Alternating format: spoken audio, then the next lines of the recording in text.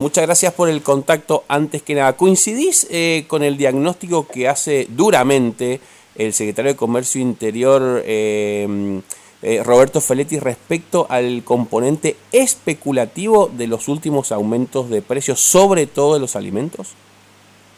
Sí, coincido plenamente. Eso es lo que estamos observando desde el CEPA. Hay que recordar los últimos datos de inflación. 4,7 fue el índice general, pero alimentos y bebidas nos dio 7,5.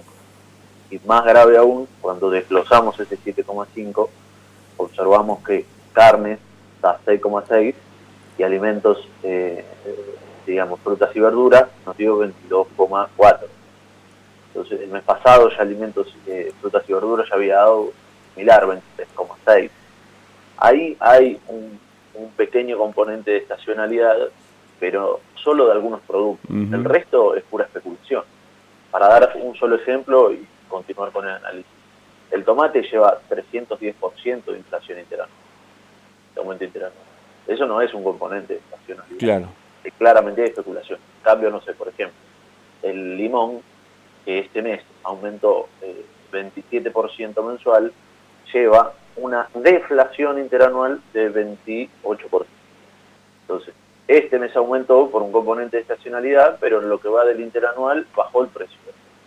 Bueno, y así hay que ir analizando uno por uno cada producto, básicamente. Vos sabés que fue bastante impresionante cómo Feletti, no las declaraciones de ayer, sino de antes de ayer, cuando hace este repaso, ¿no?, de las empresas o de los conglomerados empresarios que incumplieron 100% en algunos casos de los acuerdos de precios cuidados, acuerdos que las mismas empresas firman. ¿Cómo se puede interpretar este accionar empresario en un contexto donde claramente no hay todos perdedores con la inflación? Si no, esto no lo harían, me imagino. No, y bueno, tiene que ver sin duda el componente de concentración, ¿no? Cuando nosotros analizamos la inflación, la analizamos de distintas variables, porque es un fenómeno multicausal. Entonces, cuando no lo explica, cuando la inflación no lo está explicando, ni el consumo no está a tope y los salarios están por el piso. Cuando no lo explica la energía, cuando no lo explica la inflación, la relación con el tipo de cambio, porque está por debajo de la inflación, sí. Entonces empezamos a analizar otros componentes. Y ahí empezamos a mirar la puja distributiva, la concentración y la formación de los precios y de los oligopolios, la inflación importada, que es un fenómeno que también tiene mucha incidencia actualmente. Y en ese sentido, por ejemplo, nosotros tenemos publicado informes de CEPA ya desde hace tiempo bastante largo sobre concentración de las empresas. Bien. Uno de los últimos nos daba, por ejemplo, de 20 empresas concentran el 74% de la facturación en góndola. Esto es alarmante. Repetí el dato, por favor, Guido. Alarmante. 20 empresas concentran el 74% de la facturación en góndola. Y tenemos una ley de góndola que no está funcionando, está siendo aplicada.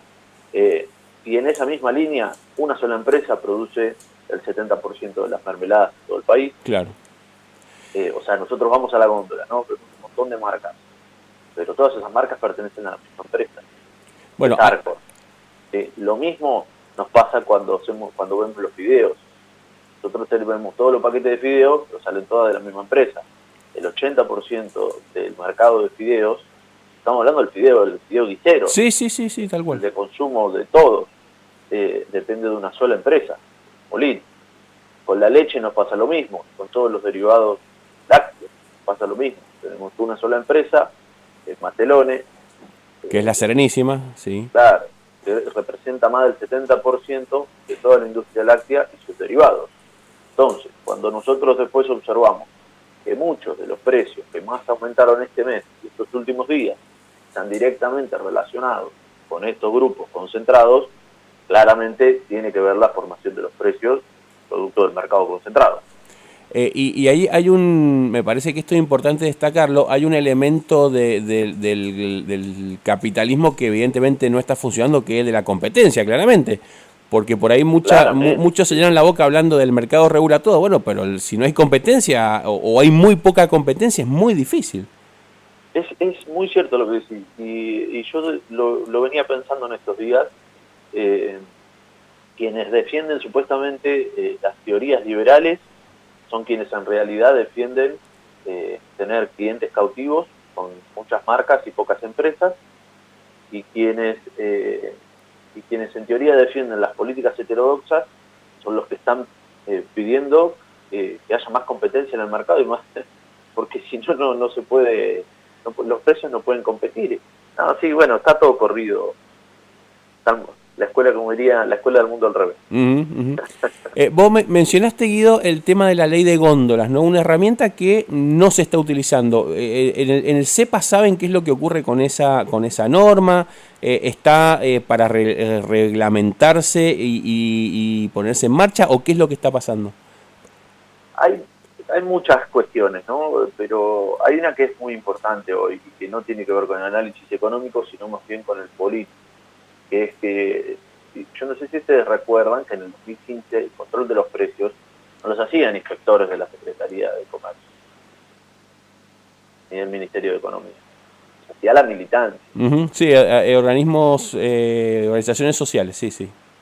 Entonces, es un laburo muy fuerte. No se puede, a ver, los precios no van a bajar solo porque hay un acuerdo de precios de la Secretaría de Comercio. Los acuerdos de precios pueden resolver el problema de la inercia inflacionaria, pero no van a resolver la inflación. La inflación es un fenómeno y un problema estructural en la Argentina, pero sí pueden resolver la inercia inflacionaria. Cuando nosotros decimos inercia, yo estoy seguro que ustedes saben de lo que estoy hablando, pero quizás para el que está del otro lado no, estamos hablando de cuando los precios aumentan muy por encima de lo que aumenta la inflación.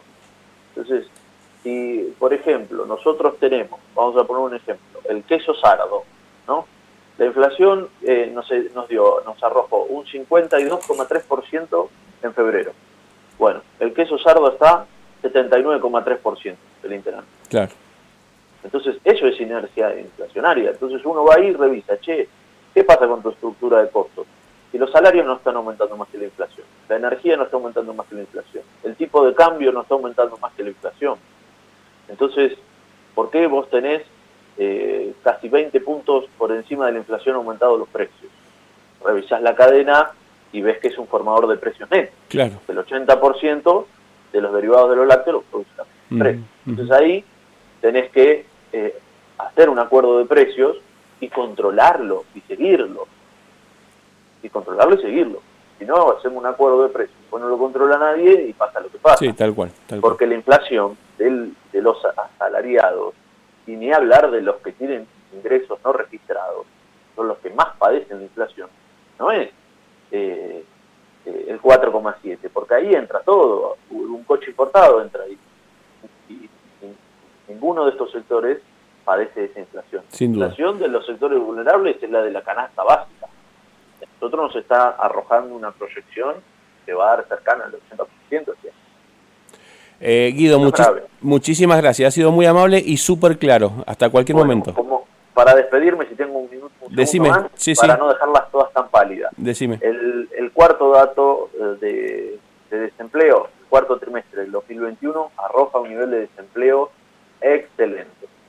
7% el nivel de desempleo, nos ubica en niveles de desempleo desde el 2015 para acá. El dato del 2015 había sido 5,7 y fue el dato más bajo desde el 2000 en adelante, es el dato más bajo. Incluso la década de los 90, no lo tengo ahora presente, pero la década de los 90 seguramente también. Perfecto. 5,7 era el más bajo y actualmente bajamos a 7. Bueno, y con la pandemia fue 13,1. La actividad económica también registró una fuerte recuperación con el último dato del INDEC justamente. El tema es que estamos de acuerdo, la inflación sigue siendo el gran problema a resolver. Si no, todas estas buenas noticias como que quedan en un segundo o tercer plano, claramente. Totalmente. Crecer no es de distribuir. Totalmente. Guido, muchísimas gracias. Gracias a usted. Hasta cualquier momento, hasta luego.